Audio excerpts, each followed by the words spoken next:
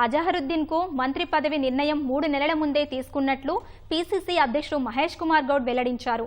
గాంధీ భవన్లో మాజీ ప్రధాని ఇందిరాగాంధీ వర్ధంతి, సర్దార్ వల్లభాయ్ పటేల్ జయంతి సందర్భంగా వారి చిత్రపటాలకు నివాళులు అర్పించారు. ఈ సందర్భంగా అజహరుద్దీన్ మంత్రి పదవిపై కిషన్ రెడ్డి చేసిన వ్యాఖ్యలను ఆయన ఖండించారు. ఎంపీగా అజహరుద్దీన్ ప్రజలకు సేవలు అందించారని, ఆయనకు మంత్రి పదవి ఇవ్వటంపై బీజేపీ నేతలు ఎందుకు అక్కసు వెళ్లగక్కుతున్నారని మండిపడ్డారు.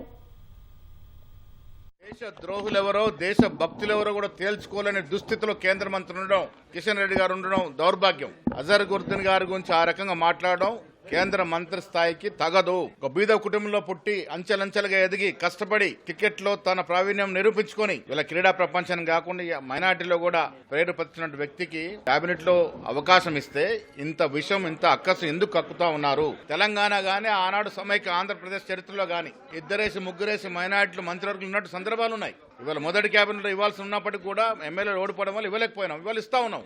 దానికి అంత బాధ ఎందుకు అని అడుగుతా ఉన్నాను.